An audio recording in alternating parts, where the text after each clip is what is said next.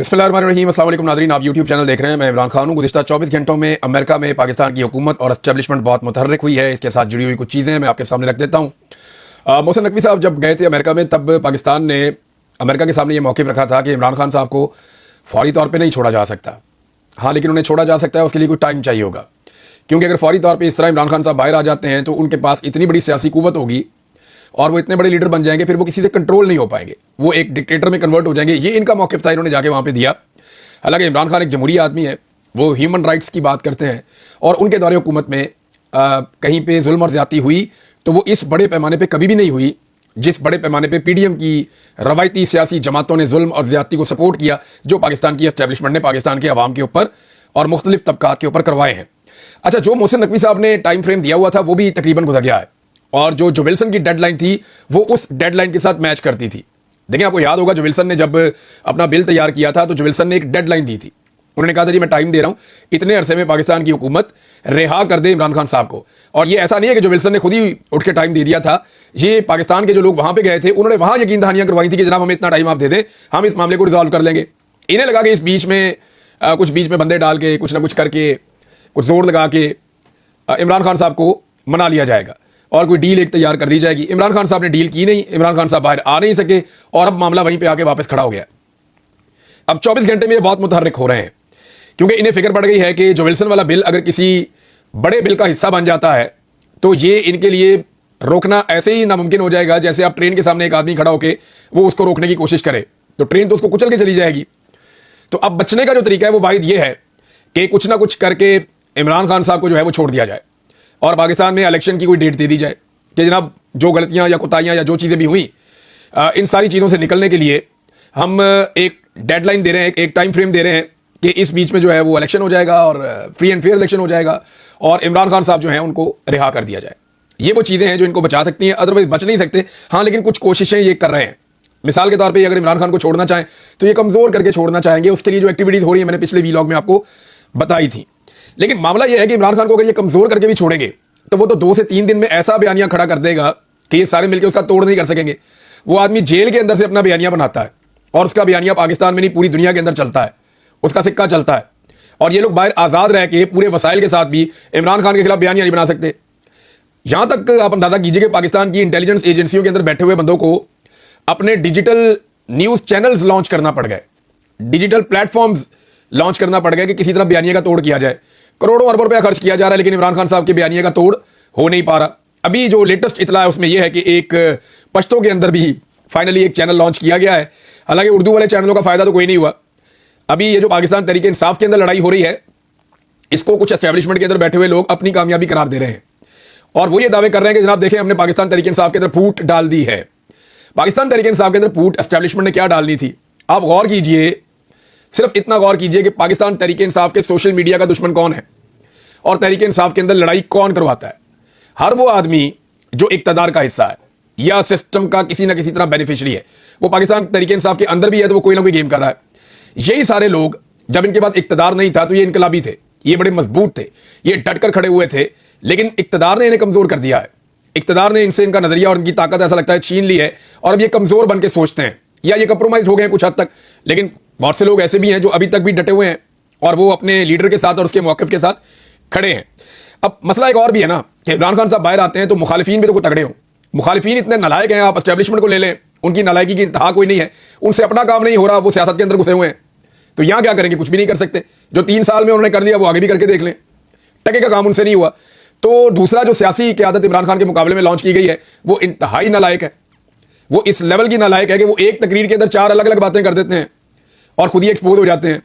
वो इस लेवल के नालायक है कि आज तक कोई बयानिया बना ही नहीं पाया और ढंग का एक बयानिया जो कोई बनाया था नवाज शरीफ ने, वोट को इज्जत दो, वो बयानिया उन्होंने बूट को इज्जत दो बेच दिया, फारग कर दिया। एएनपी का जो बयानिया था वो एमएल वली खान साहब ने इशारे दस्तूर पर रख के बेच दिया। तो ये सारे एक एक करके फारिग हो गए और इमरान खान साहब के मुखालिफिन की हालत ये है कि अगर ये दौड़ के अंदर अकेले भी भागे ना तो फिर भी ये आखिरी नंबर पे आएंगे या फिनिशिंग लाइन को क्रॉस ही नहीं कर सकेंगे। इनके बेचारों के ये हालात हैं। अब आ जाए माइंस वाले मामले पे। खैबर पख्तूनख्वा के अंदर ये हुआ ये था कि SIFC के ज़ेरे एहतमाम एक बिल बनाया गया था और चारों सूबों को ये कहा गया कि आपकी असेंबलियां इस बिल को अपनी अपनी असेंबलियों से पास करवाएं, क्योंकि ये बिल पास होने के बाद वफाकी हुकूमत के पास बहुत सारी मादनियात के इख्तियारात आ जाने थे और वफाकी हुकूमत उन मादनियात को इस्तेमाल कर सकती है। अब इसमें एक लफ्ज़ है स्ट्रेटेजिक मादनियात, यानी जो दिफाई नुक्ता नज़र से, स्ट्रेटेजिक नुक्ता नज़र से वो बड़ी इंपॉर्टेंट है। जैसे कि ऑयल एंड गैस है, वो तो पहले ही फेडरल गवर्नमेंट के पास है। जैसा कि यूरेनियम है, जिससे एटम बम बनता है, वो पहले ही फेडरल गवर्नमेंट के पास है। अब पीछे क्या रह जाता है कि कोयला जो है उसको भी स्ट्रेटेजिक मादनियात में कन्वर्ट किया जाएगा। क्या लिथियम को भी जो है, लिथियम से ये बैटरियां बनती है, फ्यूचर फ्यूल है ये भी। ये जो बैटरियां बनती हैं लिथियम से, ये बहुत इंपॉर्टेंट है। ये धात ये बलूचिस्तान में है, अफगानिस्तान में बहुत ज़्यादा है, खैबर पख्तूनख्वा में भी है। तो क्या इसको भी एक स्ट्रेटेजिक धात में कहा जाएगा कि ये भी एक मादनियात ऐसी है? तो कुछ 10 के करीब मादनियात की बातचीत हो रही है। मैं इसकी डिटेल्स इकट्ठी करूंगा। मेरी खैबर पख्तूनख्वा की हुकूमत के लोगों से बात हुई, वज़रा से, मैंने उनसे पूछा, मैंने कहा ये क्या है? तो उन्होंने कहा जी ये बिल बलूचिस्तान ने पास कर दिया, बाकी सूबों ने भी कर दिया। हमारे पास जब आया तो हम इसको लेकर बैठ गए। कैबिनेट के अंदर से जब ये बिल गया असेंबली में, तो हमने वहां कहा स्पीकर को, हमें टाइम दें इसके ऊपर। सोहेल अफरीदी के बकौल वो ये कहते हैं कि अगर इसमें हमारे सूबे के अवाम का हक छीनने की कोशिश की गई तो हम इस बिल को पास नहीं होने देंगे सूबाई असेंबली से। अब ये डिमांड है SIFC की। ये क्यों है, देखिए इसको समझें आप। मादनियात वफाकी हुकूमत के पास जाएंगी, वहां से SIFC के साथ जाएंगी, ये भी किसी रिटायर फौजी या किसी हाजिर ड्यूटी फौजी के कंट्रोल में आ जाएंगी। फिर वहां से वो दुनिया भर की जो बड़ी बड़ी कंपनीज हैं उनके साथ सौदा कर सकते हैं, मुल्कों के साथ सौदा कर सकते हैं कि जनाब यहाँ पे ये मादनियात मौजूद हैं, इनको निकाला जाए और उससे पाकिस्तान पैसे कमाए, या जो लोग इसके साथ जुड़े वो भी पैसे कमाए। तो ये काम वो सूबाई हुकूमत क्यों ना करे? सवाल तो ये पैदा होता है, सूबाई हुकूमत को ये काम खुद क्यों नहीं करना चाहिए? उनको ये अलाउ होना चाहिए, उनको काम करना चाहिए। मादनियात अगर वैसे ही पड़ी हैं तो उनका इस्तेमाल होना चाहिए और इसकी जो वजारत है उसे आगे बढ़ के काम करना चाहिए।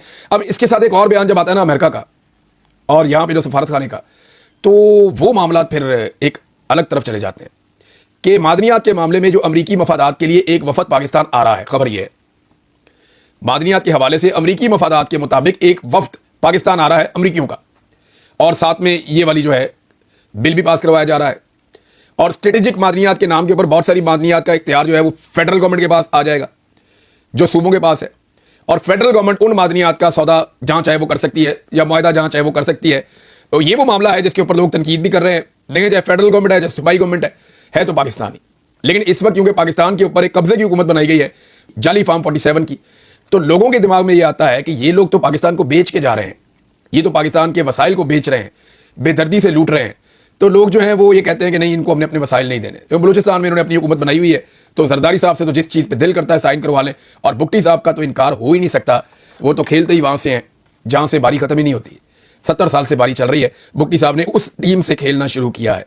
अब ये स्ट्रेटेजिक मादनियात के मामले में, या वफाक को देने के मामले में, या अमेरिका की जो मादनियात में दिलचस्पी है, इन चीज़ों को आप जोड़ें तो पाकिस्तान की गवर्नमेंट और एस्टैब्लिशमेंट अमेरिका के साथ अपने ताल्लुकात को मज़ीद बेहतरी करना चाहती है, और उसके लिए कोई भी चीज़ उनको दे सकते हैं। हत्ता कि कुछ लोग ये क्लेम करते हैं कि पाकिस्तान को अगर इसराइल को तस्लीम करने की तरफ जाना पड़ा, देखें खामोशी तो हमने इख्तियार की हुई है। इसराइल ने जितना जुल्म और बर्बरियत इस दौरे हुकूमत में किया, ये जो यहाँ पे पाकिस्तान में है, वो माजी में कभी नहीं किया। जो रेस्क्यू वर्कर्स हैं उनका कत्लेआम हुआ है, 15 वर्कर्स की इज्तमाई वहाँ पे लाशें मिली हैं इज्तमाई कवर के अंदर से। रोज़ाना की बुनियाद के ऊपर दर्जनों शहरियों को शहीद किया जाता है, बच्चों को और ख़वातीन को डेलिबरेटली निशाना बनाया जाता है, और ये लगातार हो रहा है। पूरी दुनिया इसके ऊपर सरापा एहतजाज चिल्ला रही है। पाकिस्तान में आप फ़लस्तीन का झंडा नहीं उठा सकते, इसराइल के खिलाफ आप एहतजाज नहीं कर सकते, आपको पाकिस्तान के इदारे उठा के गायब कर देंगे, या आप पे तशद्दुद करेंगे, आपको गिरफ्तार कर लिया जाएगा। ये पैटर्न हमने पाकिस्तान में पहले कभी नहीं देखा। तो इसराइल के लिए जो एक नरमी पैदा की है रियासत पाकिस्तान ने अपने दिल में, वो इससे पहले हमने नहीं देखी। बहरहाल ये ओवरऑल पूरी दुनिया में ही हो रहा है। जितने मुसलमान ममालिक हैं उन सबको इस पर ज़ोरदार आवाज़ उठानी चाहिए थी, लेकिन उन्होंने आवाज़ उठाई नहीं। अब क्योंकि मैं मिनरल्स की बात कर रहा था, तो यहाँ पे एक और खबर है। ये आमिर सईद अब्बासी साहब ने एक इंकशाफ किया है, ये मैं आपके सामने रखता हूँ। वो ये बताते हैं कि एबटाबाद की तहसील, ये उन्होंने 7 वीडियो भी लगाई है। एबटाबाद की तहसील लोरा है, जहाँ पहाड़ों दरख्तों को ख़त्म करने के लिए क्रश प्लांट में आज भी मुसलसल हैवी ब्लास्टिंग की जा रही है। एबटाबाद के पहाड़ों में ब्लास्टिंग हो रही है और क्रश प्लांट चलाने उसे बजरी बजरी बना के बेचते हैं लोग, जिस वजह से दरख्तों के साथ पहाड़ नीचे आ चुका है। पहले भी ब्लास्टिंग की वजह से बड़ा हादसा हुआ और मकामी लोगों को नुकसान पहुंचा, मगर अदालती फैसलों के बावजूद इंतजामिया खामोश है।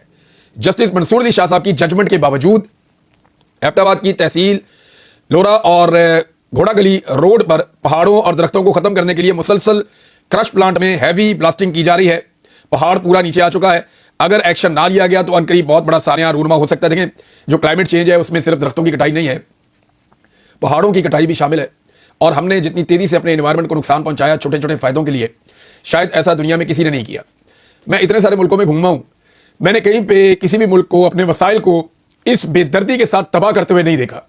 हमारे वसाइल दुनिया के बाकी मुल्कों की निस्बत बहुत ज़्यादा और बड़े हैं। अल्लाह ताला ने हमें बहुत नवाजा है, लेकिन जितना हमने लुटमार की है अपने वसाइल के साथ, जिस तरह हमने इनको बेचा है, जिस तरह हमने इनको तबाह किया है, उसकी कोई मिसाल नहीं मिलती।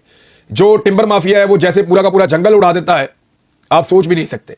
बड़ी बड़ी तकलीफ होती है जब मैं जंगलों में ऐसे इलाकों में जाके विजिट करता हूं और मैं देखता हूं कि पूरा का पूरा जंगल अंदर से काट दिया है। बाहर सड़क के किनारे जो है वो जंगल थोड़ा थोड़ा छोड़ा हुआ है ताकि लोग ये देखें और उन्हें लगे कि अंदर जंगल है, और अंदर सफाई हो जाती है। और ये मैंने मल्टीपल जगहों पर देखा है, क्योंकि शिकार करते हुए आपको ट्रैवल करना पड़ता है, जाना पड़ता है ऐसे एरियाज में। तो मैंने बहुत सारी जगहों पर देखा, बड़ी तबाही फिरी है पाकिस्तान में, जंगली हयात की भी, जंगलात की भी, और जो कुदरती वसाइल है उनकी भी, और पहाड़ों की भी। और ये लगातार वो सिलसिला अभी तक जारी है। अब नाजरीन, अली अमीन गड्ढापुर साहब के बयान के बाद जो उन्होंने खुद को हमला किया अपनी पार्टी के ऊपर, उसके बाद अब फाइनली जुनैद अकबर साहब, ये पांचवी शख्सियत हैं जो अब मैदान में आ गए हैं। जुनैद अकबर साहब ने जो है वो भी रद्द-ए-अमल दिया है, और उन्होंने कहा कि सीनियर लोगों को गैर जिम्मेदाराना बयानात नहीं देने चाहिए। सीनियर लोग अगर गैर जिम्मेदार बयान देंगे तो ये मुनासिब नहीं है, इससे तकसीम पैदा होती है। दूसरी जानिब अलीमा खान साहिबा क्योंकि जा रही हैं इमरान खान साहब से मिलने कल के दिन में, मंगल के दिन में 8 तारीख को, और उन्होंने पहले ही बता दिया था कि हम अपने भाई को मिलने जाएंगे, अगर ना मिलने दिया गया तो हम वहां पे धरना देकर बैठ जाएंगे। मेरी एक गुजारिश है अलीमा खान साहिबा से कि वो दोनों बहनें ना जाएं, एक बहन जाए और एक बहन जो है वो पीछे रुके, क्योंकि मेरी एक इंफॉर्मेशन के मुताबिक आपको गिरफ्तार भी किया जा सकता है, और गिरफ्तार करने के बाद कहा जाएगा जी इमरान खान की बहनें तो गिरफ्तार है तो हम मुलाकात कैसे करवाएं। तो एक बहन जो है वो गिरफ्तार हो जाए, अगर गिरफ्तार किया जाए तो दूसरी बहन को पीछे आप रोकें, ताकि कल को इमरान खान साहब का कोई पैगाम अगर बाहर आना है तो वो एतबार करके इमरान खान साहब अपनी बहन को बता सकें और वो बाहर आवाम तक उसी तरह पहुंच जाए। तो ये मेरी सिर्फ, मुझे ऐसा लगता है कि ये हो जाएगा, और कुछ सोर्सेज ये बता भी रहे हैं कि इन्हें गिरफ्तार किया जा सकता है। इससे बचने के लिए मुराद सईद ने कहा था कि तमाम लोगों को जाना चाहिए अलीमा खान साहिबा के साथ, इमरान खान की बहनों के साथ, और जेल के बाहर जाकर पहरा देना चाहिए, खड़े होना चाहिए और धरने के अंदर शामिल होना चाहिए। अहमद खान नियाज़ी साहब जो इमरान खान साहब के रिश्तेदार हैं और हर वक्त इमरान खान साहब के साथ हुआ करते थे, उनका यह कहना है कि 300 के करीब आपकी तादाद है जो लोग सिर्फ असेंबलियों में, पार्लियामेंट में मौजूद हैं।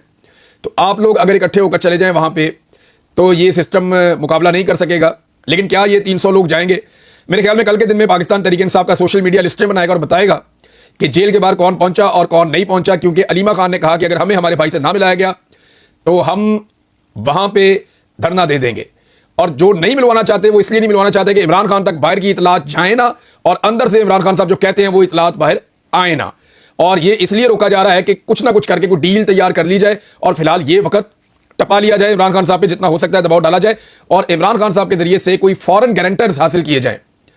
यानी अगर इमरान खान साहब कोई गैर मुल्की हुक्मरानों को या कोई ऐसे जो उनके दोस्त हैं उनको वो गारंटी दे देंगे तो फिर उनको वो बात पूरी करनी पड़ेगी, वो उससे पीछे नहीं हट पाएंगे।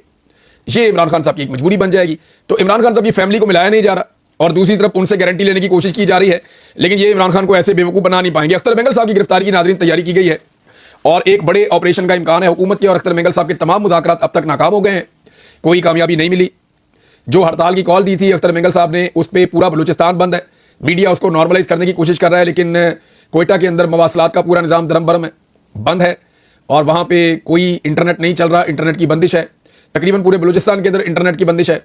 मुख्तलिफ जगहों से कुछ इतलात आ रही हैं कि जगह जगह पे तसादुम हुआ है सिक्योरिटी फोर्सेज में, और आवाम में जो एहतजाज कर रही थी, वर्ड के मुकाम पे सीधी गोली चलाई सिक्योरिटी फोर्सेज ने, लोगों ने पथराव किया, जिसके तसादुम के नतीजे में बहुत सारे लोग जख्मी हुए हैं, और एक शख्स के जाँ बहक होने की अब तक इतला आई है। और ये अख्तर मेंगल साहब ने इसको ट्वीट भी किया है। अख्तर मेंगल साहब कहते हैं हम पुरअमन हैं, मगर इसे हमारी कमज़ोरी ना समझो, हम पर चलाई गई हर गोली हमें याद है, हर जुल्म हमारे दिल पर नक्श है, हम खामोश नहीं और ना ही हमारा सफ़र ख़त्म हुआ है, हमारी आवाज़ हमारा हथियार है, और हम इसे तूफ़ान की तरह बुलंद करेंगे, बेखौफ बेलचक। वो बढ़ना चाहते हैं कोयटा की जानिब, वहाँ पे बहुत ज़बरदस्त किस्म का ऐसे बॉर्डर बना दिया है, इतने बड़े पैमाने पे सिक्योरिटी फोर्सेज को मुसल्ला करके वहाँ पे खड़ा किया गया है, और खंदकें खोद दी गई हैं, कंटेनर्स खड़े कर दिए गए हैं कि ह्यूमनली ये पॉसिबल नहीं है कि वहाँ से ये लोग उसको क्रॉस करके दाखिल हो जाएं, जानी नुकसान हो जाएगा। और ये लगभग 10 दिन हो गए हैं कि ये स्टैंड ऑफ की एक पोजीशन है, और जो सूबाई दारुल हुकूमत है उसके बाद ये सूरत हम देख रहे हैं कोयटा में। लेकिन पाकिस्तान की हुकूमत को इसकी कोई परवाह नहीं है। हुकूमत क्या कर रही है? ओवरसीज पाकिस्तानियों को टाइयां लगवा के बुलवाओ, बाहर से अच्छी अच्छी पर्सनैलिटी वाले बंदे बुलाओ, उनको हम खर्चा भी देंगे, उन्हें हम होटलों में भी ठहराएंगे, उन्हें हम प्रोटोकॉल्स भी देंगे, और फिर एक ओवरसीज कॉन्फ्रेंस करके दुनिया को बेवकूफ़ बनाने की कोशिश भी करेंगे। भाई इतनी अगर आपके अंदर हिम्मत और हौसला है तो इधर आ जाए ना, अमेरिका में आ जाएं, बरतानिया में आ जाएं, यूरोप में आ जाएं, ओवरसीज पाकिस्तानियों को कोई बड़ा हॉल आप बुक करें, शहबाज शरीफ और आर्मी चीफ, और वहां कहें ओवरसीज पाकिस्तानियों को खुल कर आओ और आकर हमारे साथ बातचीत करो, तो आपको आइडिया हो जाएगा कि ओवरसीज पाकिस्तानी कहां खड़े हैं और उनके शिकवे और शिकायतें क्या हैं। बहुत सारी सहूलियात जो हुकूमत ओवरसीज पाकिस्तानियों को देती थी उनमें से काफ़ी वापस ले ली हैं। वजह क्या है? कल मुझे कुछ लोगों ने बताया और मुझे बाकायदा ऑफिशियली उन्होंने बताया कि हुकूमत पाकिस्तान ने कुछ सहूलियात वापस इसलिए ली हैं कि वो ओवरसीज पाकिस्तानियों से नाराज हैं कि भाई ये साथ देते हैं इमरान खान का और सहूलियत लेते हैं पाकिस्तान की रियासत से।